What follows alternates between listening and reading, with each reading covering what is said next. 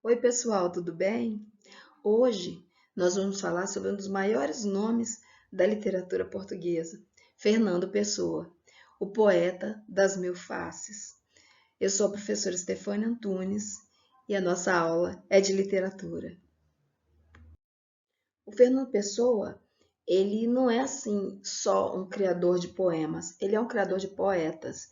Ele criou vários personagens diferentes, com biografias diferentes, com estilos diferentes, maneiras de pensar, maneiras de escrever, tudo assim, bem específico. Então é isso que torna a obra dele fantástica. É, Desde pequenininho, desde 6 anos de idade, ele relata que já tinha essa tendência a criar amigos imaginários e tudo mais. E daí, durante a sua vida, ele criou 72 heterônimos. Então, assim, cada um deles, um diferente do outro. E é muito bacana. Então, a gente estuda, tem três poetas especificamente que a gente costuma estudar mais: o Alberto Caeiro, o Álvaro de Campos e o Ricardo Reis. E os três têm uma obra bem específica, tem coisas que tornam aquela obra especial, que você reconhece quem foi que escreveu. E é bem diferente da obra de Pessoa mesmo, quando ele escreve por ele mesmo. É, então é um mistério tudo isso. Algumas pessoas assim especulam que Pessoa podia ter algum tipo de mediunidade ou coisa assim, ou que ele pudesse até mesmo ser esquizofrênico. Mas ao que parece é genialidade pura. Ele era um gênio. Ele era capaz de criar e se lembrar, se recordar de cada personagem e incorporar o personagem na hora que ele estava escrevendo. O Fernando Pessoa, ele nasceu em Lisboa, mas ele foi criado na África do Sul. E durante longa parte da sua vida, assim, ele se dedicou mesmo à literatura e principalmente na composição desses personagens, né, que torna a obra dele assim tão especial. É, Quando a gente estuda o Fernando Pessoa, a gente precisa diferenciar o que ele escreve assinando com outros nomes, como essas assinaturas que a gente tem aí, Alberto Caeiro, Ricardo Reis, e a obra que ele escreve e assina com o próprio nome, que a gente chama de Fernando Pessoa, ortônimo. Então nós vamos ver isso aí.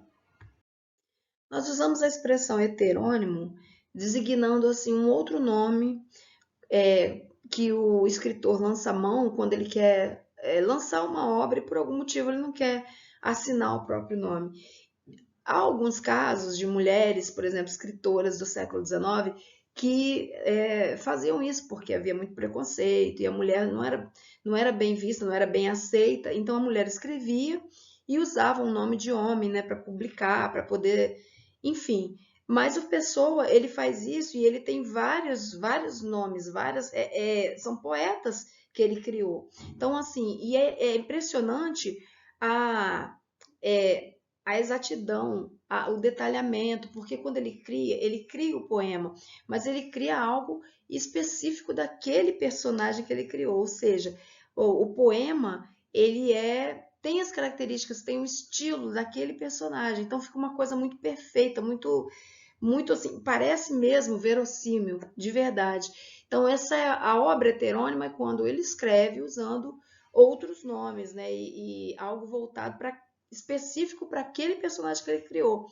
E também a gente tem a obra ortônima, que é quando ele escreve e assina ele mesmo, Fernando Pessoa, e também tem características próprias. Então é interessante pra caramba.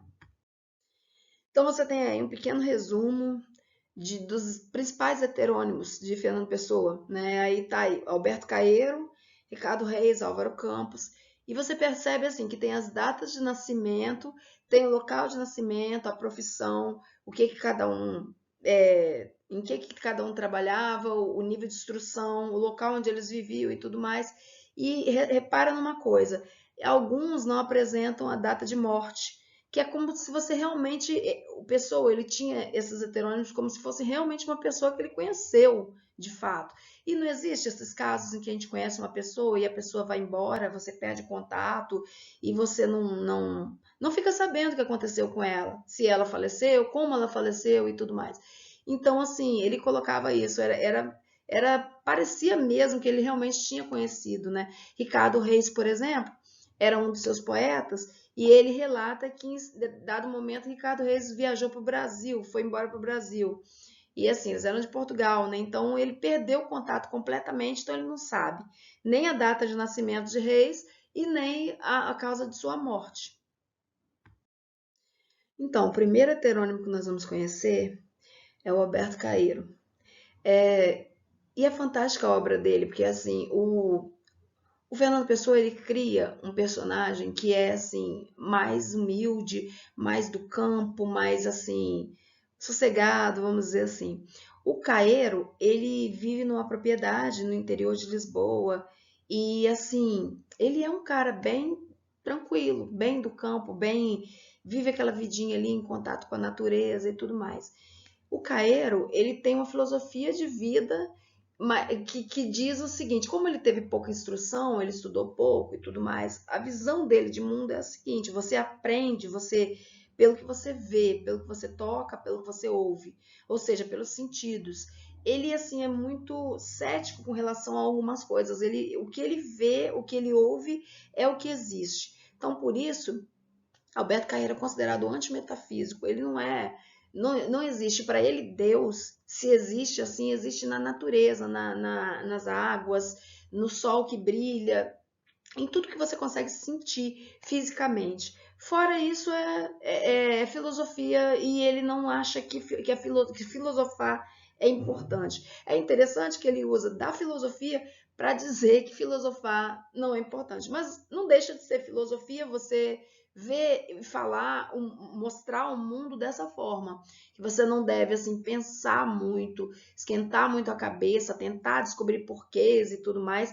Quando o mundo está aí, você tem que viver. Viver é sentir, pegar, olhar, tocar, são sentidos do corpo em ação. Então, ele não acreditava muito no que era sobrenatural, né? E ele foi considerado aí o mestre de todos os heterônimos, né? Então, assim, Caeiro ele morreu aos 30 anos de tuberculose. E como eu disse, os heterônimos, assim, eles são bem diferentes entre si e eles são também diferentes do Fernando Pessoa. Eles têm alguns detalhes de diferença. Então, assim, o Ricardo Reis. O Ricardo Reis ele é completamente assim o oposto do Alberto Caeiro, porque ele não é nada simples. Enquanto o Alberto Caeiro ele é bem, a vida dele é bem tranquila, o Reis ele já tem uma outra visão de mundo. O Reis ele é bem complexo e assim a obra dele ela é marcada porque ele gosta muito, assim ele é fã daquele tipo de literatura que se fazia na era clássica. Então, assim, ele escreve odes, ele usa bastante elementos ali da cultura, da poesia grega, ou romana e tudo mais, de antigamente. Então, acabava, assim, escrevendo de uma forma bastante complexa e tudo mais. Ricardo Reis é médico, monarquista, e ele é considerado um poeta árcade. Ele acredita, assim como os gregos acreditam em vários deuses, acreditam em várias teorias, né, da forma como era mostrado na era clássica. E os assuntos principais, os temas dos poemas é a filosofia sobre a vida. Ele faz o contrário do Caeiro, ele filosofa bastante, ele fala muito, ele tenta achar porquês e tudo mais. E assim, uma das filosofias que mais aparece na obra dele é o que a gente chama de carpe diem. É aquela questão de o mundo tá aí, vamos viver enquanto é tempo, porque daqui a pouco não tem mais nada, né? Então, o Reis, que eu falei com vocês, que em determinado momento mudou para o Brasil e que o Fernando Pessoa perdeu o contato com ele. Então, assim, por isso ele não sabe, assim, o que aconteceu, de que ele morreu, ou até que momento que ele escreveu a obra dele e em que lugar que ele vivia quando ele faleceu e tudo mais. Então fica assim, essa lacuna aí na história do Ricardo Reis. Mas é bem assim, verossímil, porque realmente isso acontece na vida. A gente conhece pessoas e a gente perde o contato, a gente deixa de saber algumas informações sobre ela. O Álvaro de Campos, ele é um engenheiro. E assim, ao contrário do Ricardo Reis, porque o Ricardo Reis ele já tinha aquela paixão pelo passado, ou seja, a era clássica, a mitologia grega, né, tudo que ficou lá atrás. O Álvaro de Campos ele já tem um olhar para o futuro. Os temas dele giram em torno da modernidade, das novidades, da máquina, do progresso, da agitação da sociedade e tudo mais. Ele tem essa visão aí. Então ele é bem diferente dos outros poetas, né, como vocês podem ver. E por fim, você tem a obra de Fernando Pessoa, Ortônimo, ou seja, Fernando Pessoa por ele mesmo. Mas enfim, assim, pode parecer estranho o que eu vou falar, mas a obra de Fernando Pessoa, Ortônimo, também não deixa de ser um personagem, porque ele apresenta assim um conjunto de características e fala sobre a vida de uma maneira específica também, que você pode reconhecer. É um conjunto de características também que desenham esse personagem. E assim, você tem algumas fases da vida e da obra do Fernando Pessoa Ortônimo. Então, assim, durante uma boa parte dessa obra, ele vai falar de questões existenciais, da vida, da morte e da questão de como fazer arte também. É bem interessante. Então, ele fala aqui, né, no slide, dizem que finjo ou minto tudo que escrevo. Não, eu simplesmente sinto com a imaginação, não uso o coração. Então, enfim, o que você percebe é a ideia de que só existe arte a partir do momento que você está fingindo, de certa forma, né? Você pode fingir, você fingir é sentir com a imaginação. Então, assim, você não está sentindo verdadeiramente, mas mesmo assim é meio confuso. Você não está sentindo aquilo, você está fingindo, mas também você está sentindo porque você consegue sentir uma dor fingida, né? Fica um pouco complexo dizer assim, mas eu vou explicar melhor. O Fernando Pessoa, em 1915, ele fundou com outros modernistas, né, a revista Orfeu. E essa revista ela foi o marco inicial do modernismo na Europa. Então, assim, é um dos poemas de Pessoa que é assim bastante complexo, mas por outro lado também é bastante profundo e que você consegue compreender o que ele quis dizer, apesar de às vezes a gente tem uma certa dificuldade de cara, mas dá para compreendê-lo perfeitamente. Esse poema aqui, Autopsicografia, escrito em 1º de abril de 1931. Então, ele foi publicado já em outra revista, a revista Presença, né? E ele fala basicamente sobre a arte da escrita, de escrever poemas. Interessante e curioso que o título ele usa essa palavra aí, autopsicografia. E a gente sabe que psicografia é uma escrita, é você escrever o que você está pensando, é você colocar no papel o que vem na psique. E auto, você está falando sobre você mesmo, é tudo que se refere a si próprio. Então é como se ele estivesse expondo no papel o que ele pensa, as ideias dele. É mais ou menos isso. Vamos ver então a análise. O poeta é um fingidor. Finge tão completamente que chega a fingir que é dor, a dor que devera sente. O que ele quis dizer? Bom, para que alguma coisa seja considerada arte, é preciso e fundamental que ela não seja verdade. Porque se for verdade, meio que fica fácil, né? A gente precisa entrar no personagem, isso é arte, é entrar no personagem e a gente conseguir interpretar uma dor que não existe. Isso é realmente arte. Então, o poeta não é assim, não é que ele está mentindo, ele simplesmente é um artista, ele consegue interpretar uma realidade que não existe. Então, vamos dizer, se você vai fazer uma interpretação, assim, você participa de um teatro e você vai interpretar um momento que alguém te diz que seu pai faleceu ou qualquer coisa assim. Se você tem seu pai vivo e você nunca passou por esse tipo de coisa, por esse tipo de dor, você tem uma ideia de como é que funciona. Você vai ficar triste, você vai chorar, mas assim, a real dimensão do sofrimento você não conhece. Então, assim, isso é arte. É você conseguir, apesar de você não conhecer o que é perder um pai, você consegue fingir e fazer uma atuação de que você perdeu seu pai. Isso é arte, na visão dele. fica fácil, ficaria fácil se eu realmente estivesse naquele contexto de luto, eu fazer uma cena, né? Então, assim, não tem muito mistério, não tem muita dificuldade para mim, certo? Então, assim, o Fernando Pessoa, ele desvincula essa necessidade do poeta ser o eu lírico, o poeta ter os mesmos sentimentos do eu lírico. O eu lírico é um, o poeta é outro, enfim. O criador é um, a criatura é outra. Então, assim, você não precisa estar exatamente apaixonado para escrever um poema, uma música linda, maravilhosa de amor. Não é necessário. Você precisa saber fingir, pelo menos. E aí, fingindo, você acaba sentindo, de certa forma, porque você finge, você entra no personagem e você começa a sentir aquela dor, aquela emoção que você está criando na sua cabeça. É fantástico, é complicado, é complexo, como eu falei com vocês, mas dá para entender. E os que leem o que ele escreve, na dor lida sentem bem, não as duas que ele teve, mas só as que eles não têm. Essa segunda estrofe é mais complicada ainda, dá um nó na cabeça da gente, mas é fácil de entender.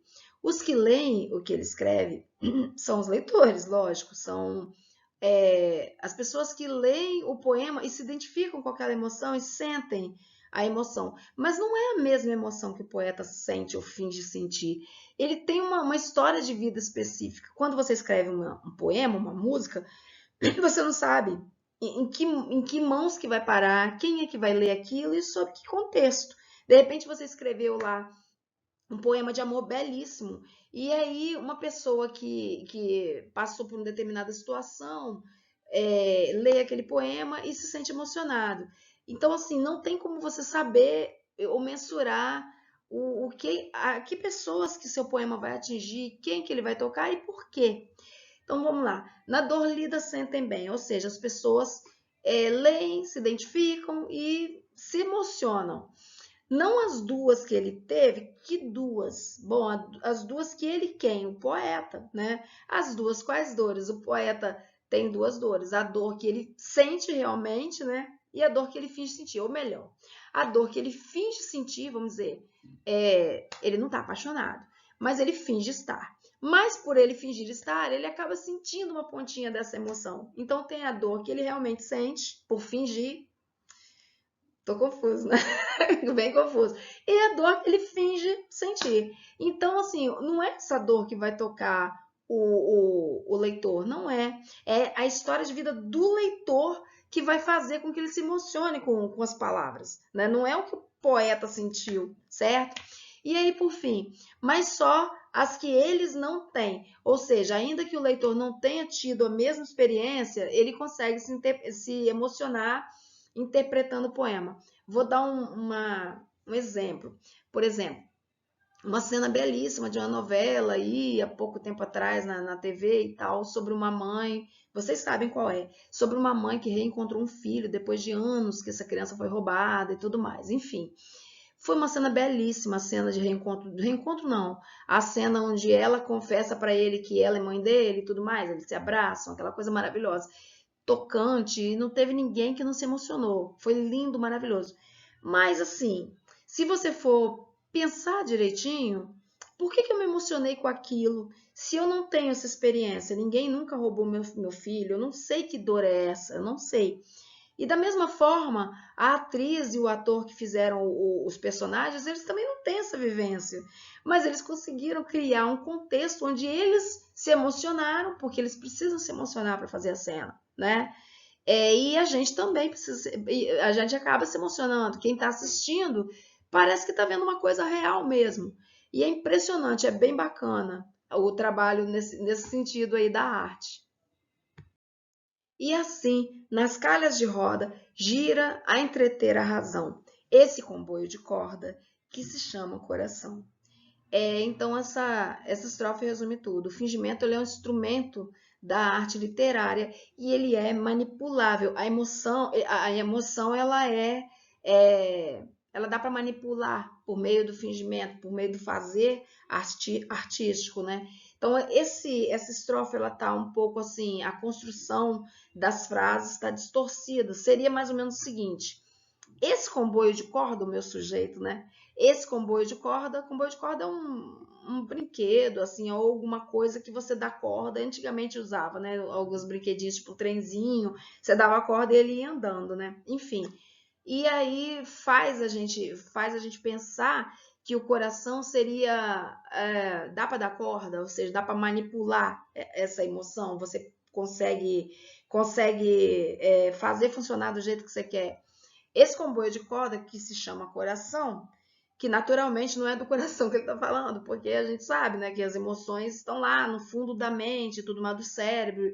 Enfim, essa parte responsável pelas emoções, por provocar e sentir emoções, isso aí é possível de você manipular, de você trabalhar. Esse comboio de corda gira a entreter a razão, que foi exatamente o que eu falei. O seu racional, se você for pensar direitinho, você não se emociona por nada. Você ouve uma música sobre amor e você não está apaixonado, mas você consegue se emocionar. Você ouve uma música, ou você vê uma novela, igual eu falei, sobre uma mãe que perdeu o filho. Tá, isso nunca aconteceu com você, mas você consegue se emocionar com a dor que ela está fingindo sentir, né? Você também sente, você leitor, você espectador, você também sente. Então, nas calhas de roda, a sua razão fica assim, entretida, ela é elevada pela emoção. Então, é esse poema aí que ele coloca, né? Que ele mostra pra gente, e é fantástico, é bem bacana, porque é um poema que trata do fazer artístico, como escrever um poema. E por se tratar disso, a gente entende autopsicografia como se fosse um metapoema. Um metapoema porque você vê a metalinguagem ali dentro daquele texto. Você vê que o texto está voltado para explicar é, o fazer poético. Enfim, a metalinguagem, a gente sabe, é a explicação da linguagem a partir do uso da própria linguagem. É como você faz quando você faz um vídeo ensinando a criar vídeos, ou você escreve um poema, como autopsicografia, ensinando como escrever um poema, como que você deve fazer. Você deve dar corda na sua emoção e fazer com que ela emocione outras pessoas. Você deve fingir, né? A autopsicografia, então, é um metapoema, um poema que fala sobre si mesmo e tematiza suas próprias engrenagens. Ele mostra para você uma receitinha de bolo, como fazer poema, né? O eu lírico explica o que você tem que fazer. Você tem que fingir e aí você emociona o outro por meio dessa. Porque você fingindo, você acredita no seu fingimento, você sente aquela dor e faz com que o outro sinta a dor também. E só para lembrar aqui, por fim, né? Talvez vocês tenham esquecido essa coisa de metalinguagem, como é que funciona. É quando um texto fala sobre o próprio texto, como eu falei. O poema fala de escrever poemas, ou quando você tem um desenho que brinca com elementos do próprio desenho. Então, por exemplo, no quadrinho aí, você tem assim um senhor comprando no supermercado, como se pudesse fazer isso, né? Comprando balãozinhos, né? Aí tem os preços lá e tal. E por fim, ele vai optar por esse balãozinho que não é nem um balãozinho, é só um palitinho. E aí, assim, ele pergunta para a esposa dele: Ah, e aí, o que, que você achou? Usando o fiapinho lá, o palitinho.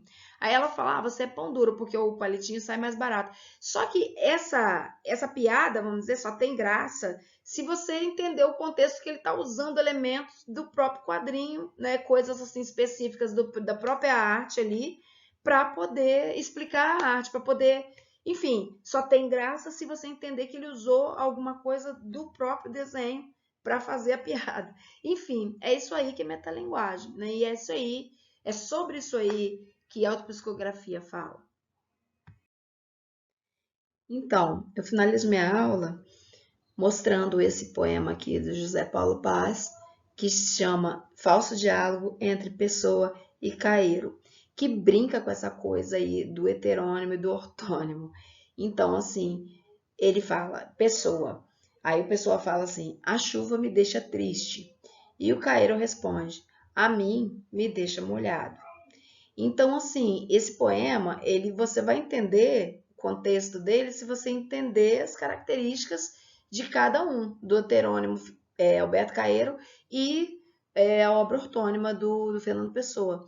O Fernando Pessoa ele é mais melancólico, ele fala mais de sentimentos, do psicológico, né, do que a chuva provoca. Então a chuva deixa triste, deixa a alma dele triste, deixa o sentimento dele assim. E o Caeiro, ele já é mais assim, ele fala mais do que é palpável, do que é físico, do que... Ele não tem essa pegada do psicológico, do sentimento, ele não filosofa, não existe isso. Ele quer, ele fala só daquilo que ele sente com o tato, que ele vê com os olhos, que ele ouve. Fora o que é físico, não existe nada para ele. Então a chuva, o que ela passa para ele é a sensação de estar molhado e acabou. Então é isso aí. Então, gente, eu espero que vocês tenham gostado, tá? Até a próxima.